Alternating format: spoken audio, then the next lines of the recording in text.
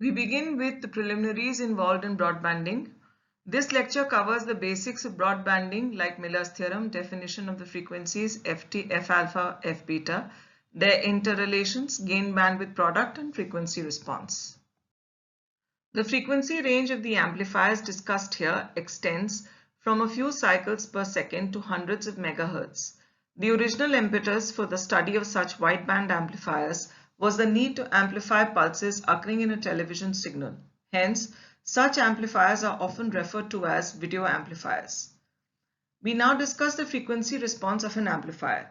Any arbitrary waveform can be resolved into a Fourier spectrum. If the waveform is periodic, the Fourier spectrum will consist of a series of sines and cosines whose frequencies are integral multiples of a fundamental frequency.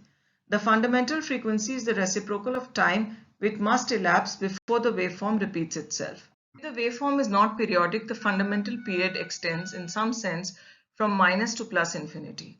The fundamental frequency is then extremely small. Frequencies of successive terms in the Fourier series differ infinitesimally from each other. The Fourier series then becomes a Fourier integral. In either case, the spectrum includes terms whose frequencies extend in general from 0 to infinity. Let us consider a sinusoidal signal of frequency omega. So Vm sine omega t plus phi is the signal, and gain of the amplifier has a magnitude A. The signal suffers a phase lag theta. The output is A Vm sine omega t plus phi minus theta, which is equal to A Vm sine omega t minus theta upon omega plus phi. If the amplification is independent of frequency and if the phase shift theta is proportional to the frequency or is zero, then the amplifier will preserve the form of the input signal, although the signal will be delayed in time by an amount d is equal to theta upon omega. In principle, it is not necessary to specify both amplitude and delay response since the two are related, and if one is specified, the other is uniquely determined. Video amplifiers are invariably of the RC coupled type. We now discuss frequency characteristics. Frequency characteristics are divided into three regions. The midband frequencies, over which the amplification is reasonably constant and equal to A0. In this case, the delay is also constant. Number 2, low frequency region. An amplifier will be shown to behave like a simple high-pass RC circuit of time constant tau 1. The ratio of gain A1 at low frequency to midband gain A0 is A0 upon A1 equal to 1 upon under root of 1 plus F1 upon F whole square. F1 is equal to 1 upon twice pi tau 1. This is the lower 3 dB or half power frequency. In the high frequency region, the amplifier behaves like a low pass RC circuit with a time constant tau. The ratio of gain A2 at high frequencies to midband gain A0 is given by 1 upon under root of 1 plus F upon F2 whole square. F2 is equal to 1 upon twice pi tau 2. This is the upper 3 dB frequency. The right hand side figure shows a log-log plot of a gain characteristic of an RC coupled amplifier. This is the expanded diagram of the previous slide. We can see that the slope is 6 decibel per octave or 20 decibel per decade. On the y-axis, we plot the log gain, logarithm of the gain, and on the x-axis, we plot the logarithm of the frequency. And the midband gain is usually horizontal, and the gain falls off at low and high frequency. The frequency response of a transistor stage. We now discuss the short circuit current gain.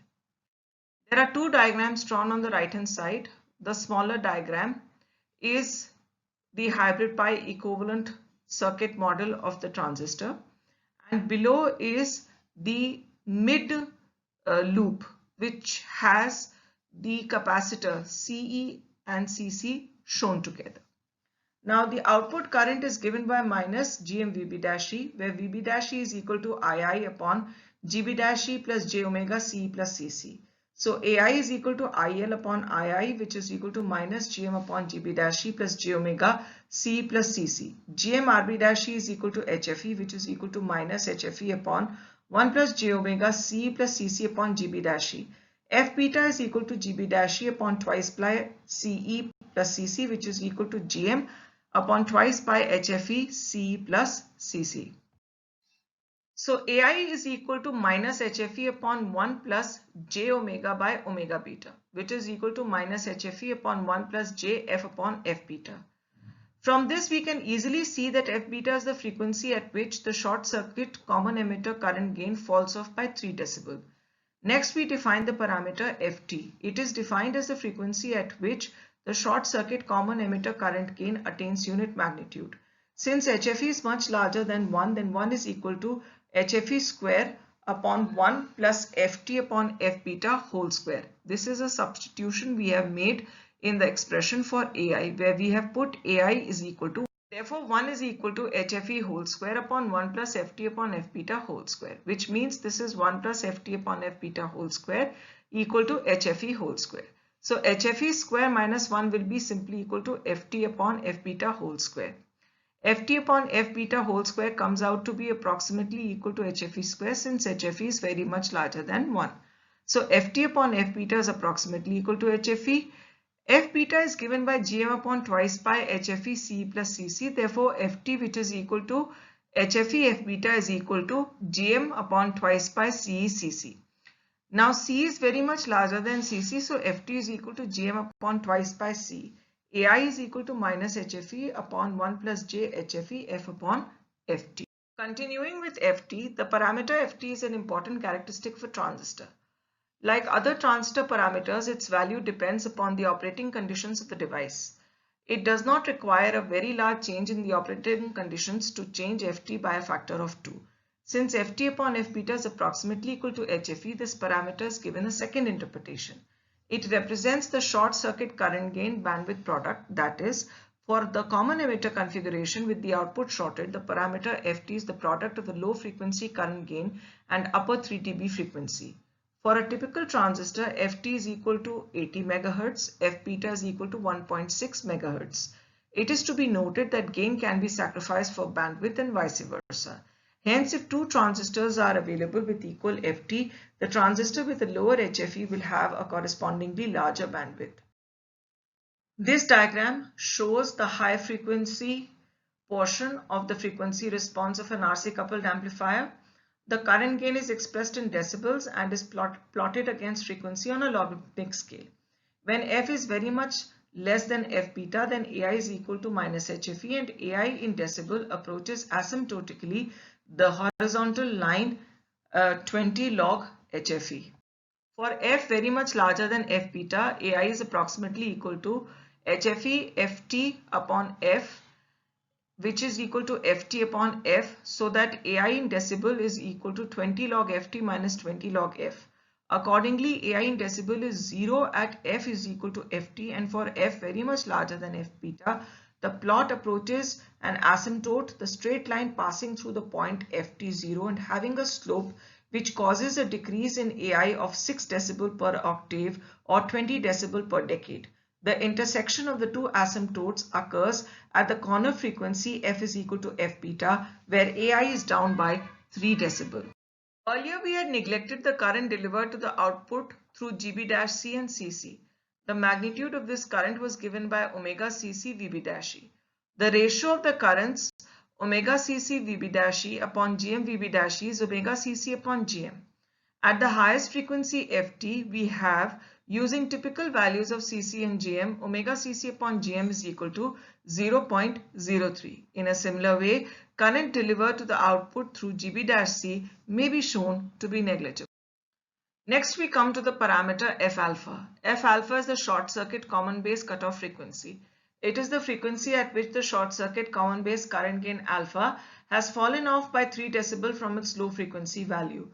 Now, alpha being a frequency dependent parameter is written as alpha 0 upon 1 plus j f upon f alpha, where alpha 0 is the low frequency value of alpha. F alpha is the common base cutoff frequency. We can show that f alpha is equal to HFE f beta, which is equal to ft. Beta is equal to HFE, which is equal to alpha upon 1 minus alpha Jm RB-E. F beta is equal to GB-E upon twice pi CE plus Cc, which is equal to 1 upon twice pi RB-E CE plus Cc. So beta is equal to alpha 0 upon 1 plus j f upon f alpha upon 1 minus alpha 0 upon 1 plus j f upon f alpha, which is equal to alpha 0 upon 1 minus alpha 0 plus j f upon f alpha. Solving out the expression, we get 1 minus alpha 0 equal to f beta upon f alpha. F beta is equal to f alpha 1 minus alpha 0. 1 upon 1 minus alpha 0 is usually equal to beta 0 plus 1. So f beta upon 1 minus alpha 0 is simply equal to f alpha, or f alpha is equal to beta 0 plus 1 f beta. Since beta 0 is very much larger than 1, then f alpha is equal to beta 0 f beta, or f alpha is equal to HFE f beta. Next, we come to a very important component of broadbanding preliminaries, that is the discussion of Miller's theorem. Consider an arbitrary circuit configuration which can be split into two networks N1 and N2 interconnected with an impedance Z prime. We postulate that we know the ratio V2 upon V1 and we designate this ratio as K. For sinusoidal steady state, K will be a complex number, more generally a function of the Laplace transform variable S. So I1 is equal to V1 minus V2 upon Z prime, which is equal to V1 1 minus K upon Z prime, which is equal to V1 upon Z prime upon 1 minus K. And this is equal to V1 upon Z1 if Z1 is placed equal to Z prime upon 1 minus K, which was shunted across 1 and 2, then the current I1 drawn from N1 would be the same as that from the original circuit. Similarly, it may be established that the correct current I2 drawn from N2 may be calculated by replacing the connection to 3 and 4 by an impedance Z2, which is given by Z2 equal to Z prime upon 1 minus 1 upon K, which is equal to Z prime K upon K minus 1.